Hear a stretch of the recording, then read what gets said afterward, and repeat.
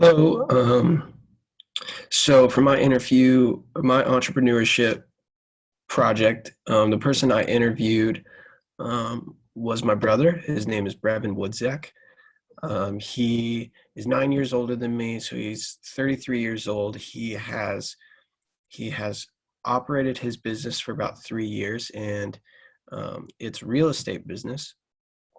So a little bit of his background: he grew up, and then he went to the Marines when he was 18. He's always been kind of wild and adventurous. So when he got back from the Marine Corps, he got his associates just in general education, I think, and then he started doing like these really crazy adventures. One time he rode his bike across the United States without any money, and he wanted to like swim the English Channel. He wanted to do all these crazy things. And I'm not exactly sure his reasoning behind it, but um, he loved influencing people. He's naturally a leader, so he just loved to um, do these crazy things to have an impact in the world, in a positive way. And so because of that, he knew that.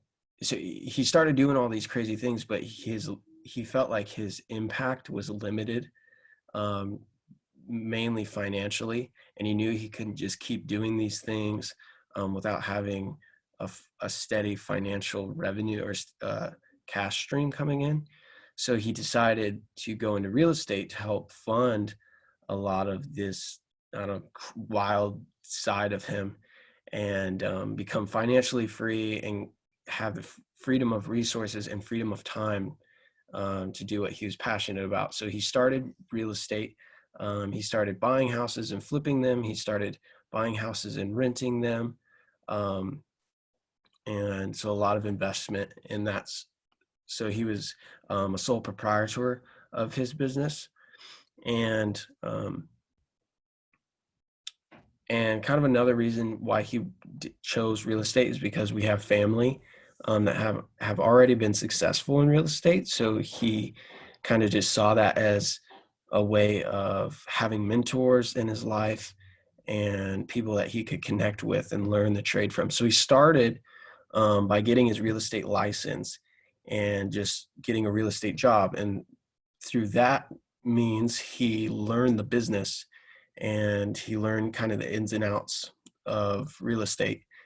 And that allowed him to bring value to potential mentors who were already successful um, investors and had owned several houses that he could, or that they rented. So they already had a business established. So he could bring this value that he had to learn from them, um, and kind of so that they would take him under their wing.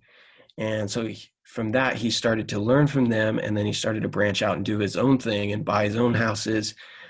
He finally found someone to agree to fund him because he was just understanding the market. He was good with numbers.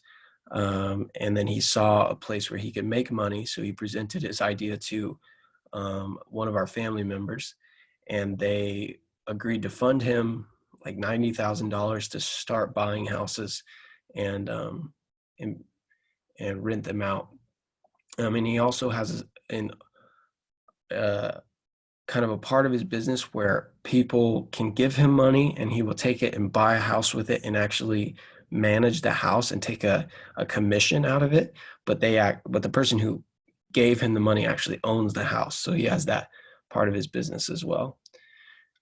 He said when starting his business, the biggest challenge he had to overcome was disorganization and inconsistency, which were two things that, because he's naturally kind of go with the flow, just in the moment kind of person. And in real estate, he needed to be very organized and very consistent. So what he started to do to overcome that was create these systems, put these systems in place. Like, for example, if he was going to sell a house, he had, a checklist um, that he would go through and just follow this checklist rather than having to remember it each time.